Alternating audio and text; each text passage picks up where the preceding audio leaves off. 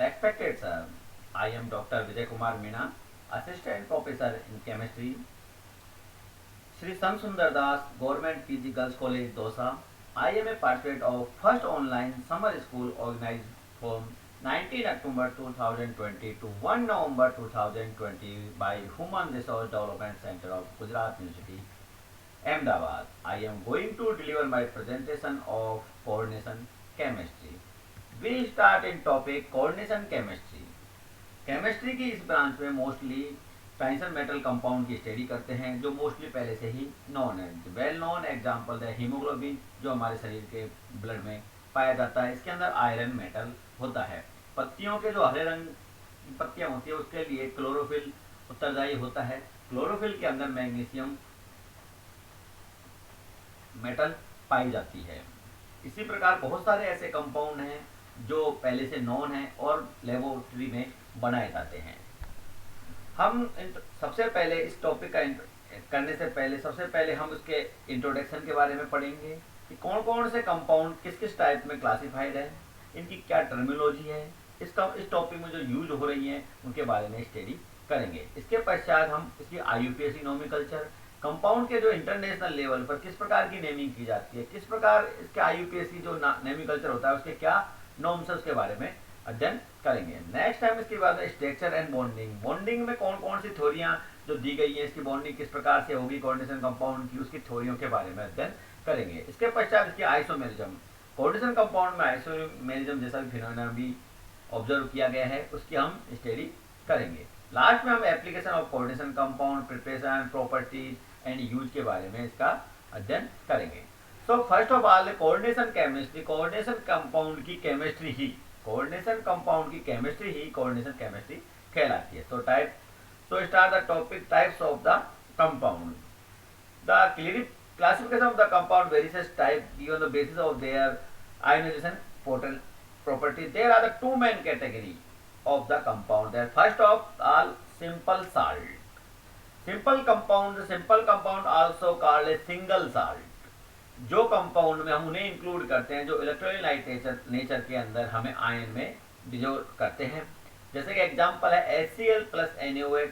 जब इन दोनों को एसिड व बेस न्यूट्रलाइजेशन अभिक्रिया करवाई जाती है, एसिड और बेस की जब न्यूट्रलाइजेशन अभिक्रिया करवाई जाती है तो NaCl का निर्माण होता है। जब NaCl को Na प्लस और NaCl को जो वाटर के अंदर डिजोल्व किया जाता है तो Na प्लस व Cl माइनस, जो सिंपल आयन Na प्लस व Cl माइनस क्या है, सिंपल आयन में कन्वर्ट हो जाते हैं। तो इस प्रकार के कंपाउंडों को हम सिंपल साल्ट कहते हैं। Another compound addition compound.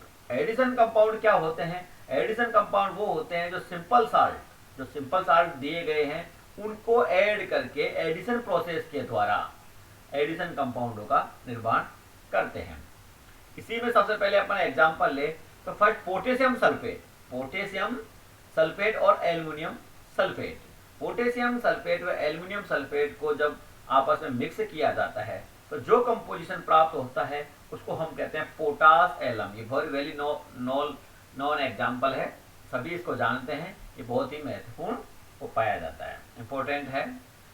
जब इसको वाटर के अंदर डिजोल्व किया जाता है, इसको मिक्स किया जाता है, इसका रिक्रिस्टलाइजेशन किया जाता है। इसको वाटर रिक्रिस्टलाइजेशन के पश्चात जब इसको अपन वाटर के अंदर डिजोल्व किया जाता है तो ये K plus Al plus 3+ ion और सल्फेट आयन के अंदर कन्वर्ट हो जाता है। ये तीनों प्रकार के आयन, दो इसमें कैटायन आयन है, एक इसमें ऋण आयन है। इन सभी आयनों का केमिकल टेस्ट देते हैं, ये अलग अलग से बनते हैं और अपनी ये पहचान खो देते हैं। इनके आयन जो प्राप्त होते हैं अपनी खुद की आइडेंटिटी क्या थी इनकी उसको अब ये नष्ट कर देते हैं। इसी का एग्जाम्पल लिए अपन नेक्स्ट ले पोटेशियम फेरोसाइनाइड और फेरस साइनाइड। पोटेशियम साइनाइड और फेरस साइनाइड के जब मिश्रण लिया जाता है, इन दोनों को मिक्स किया जाता है।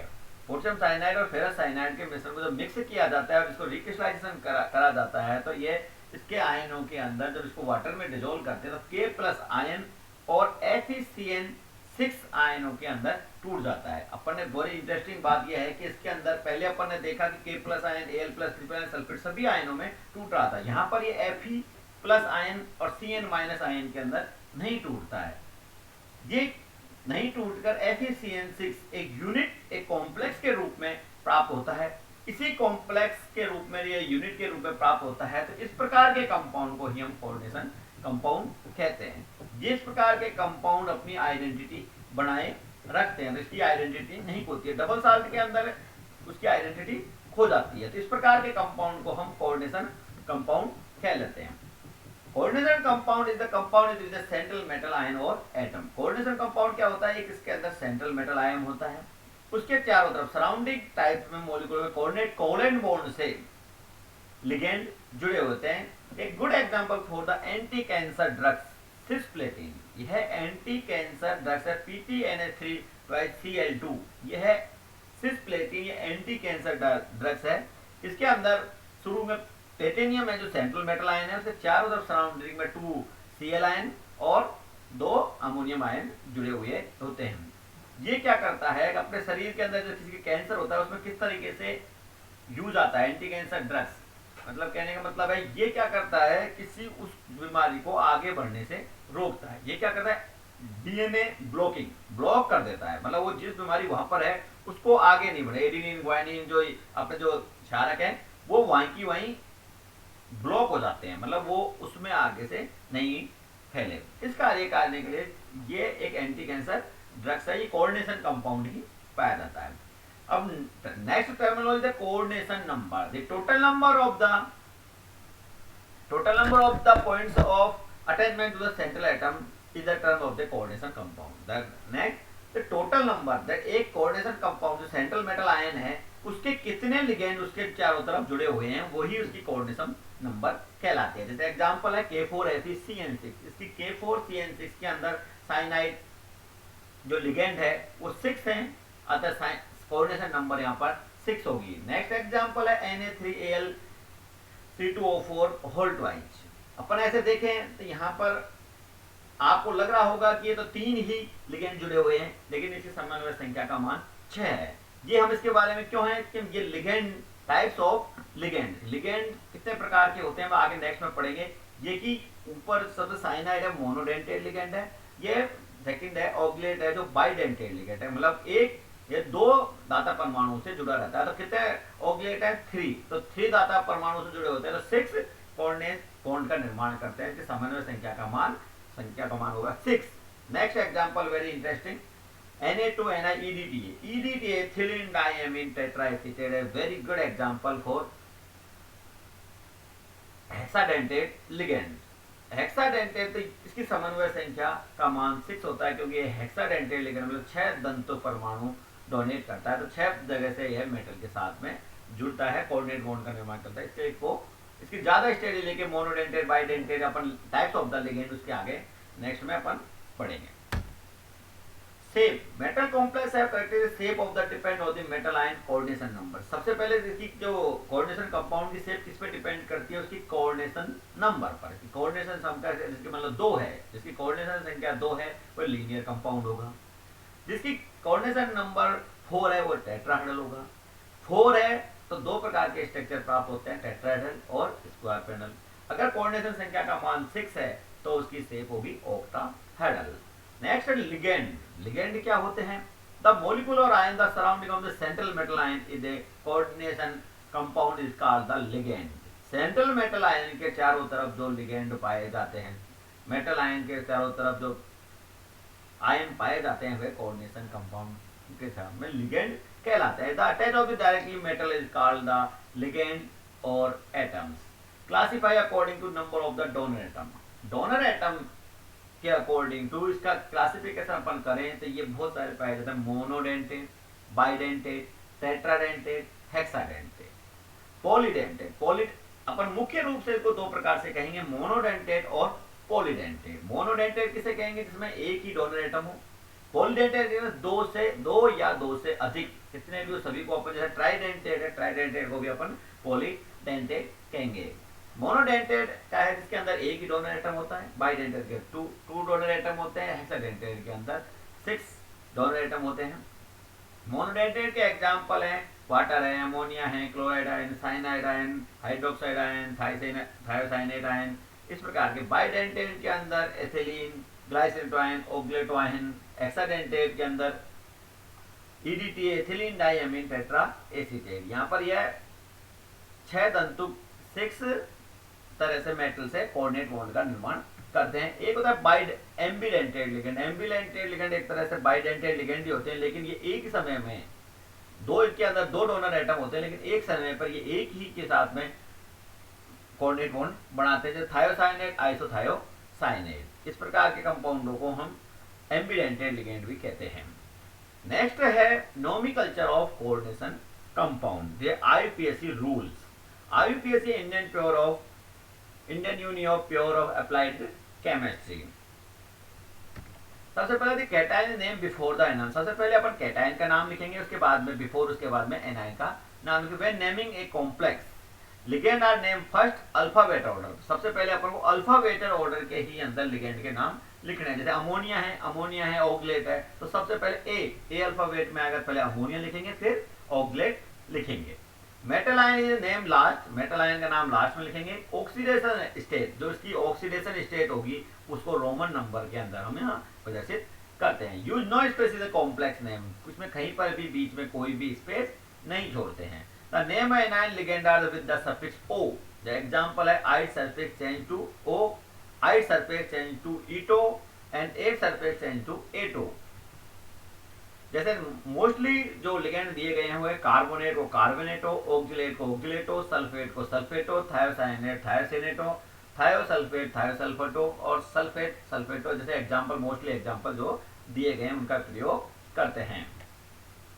नोमेनक्लेचर ऑफ कोऑर्डिनेशन कंपाउंड में आगे neutral ligand are referred by the usual name of the molecule. जो न्यूट्रल लिगेंड होते हैं, जो उनके ना कैटायन होते हैं ना एनायन होते हैं, वो अपने नाम के जो उनका यूजुअली नेम होता है उसी के नाम से जाने जाते हैं। जैसे एग्जांपल है एथिलीन डाइएमीन, एक्सपेक्शन भी है इसमें।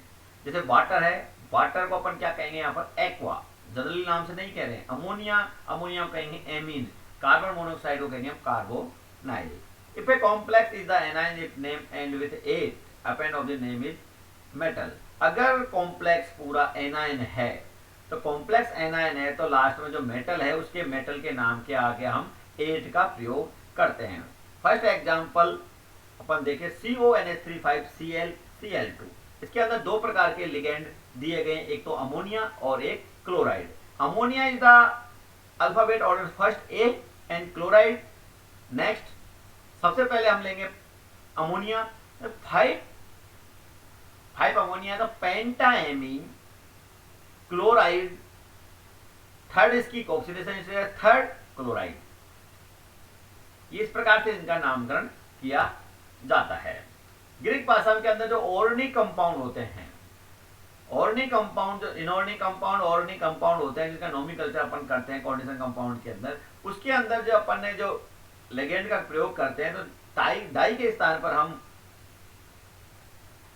बिस, ट्रिस, टेट्राकेस, पेंटाकेस और हेक्साकेस आदि का प्रयोग करते हैं। इनऑर्गेनिक लिगेंड के लिए हम डाई, ट्राई, टेट्रा, पेंटा, हेक्सा, हेप्टा आगे का प्रयोग करते हैं।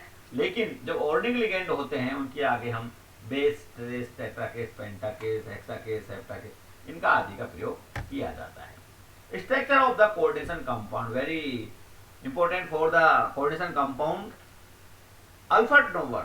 Alfred Werner is the 1866 to 1909 a French Bronze chemist found of the modern theory of the coordination chemistry। Alfred Nobel ने modern theory of the coordination compound की एक modern theory थी। The first inorganic chemist of the award of the Nobel prize in chemistry considered the father of the coordination chemistry.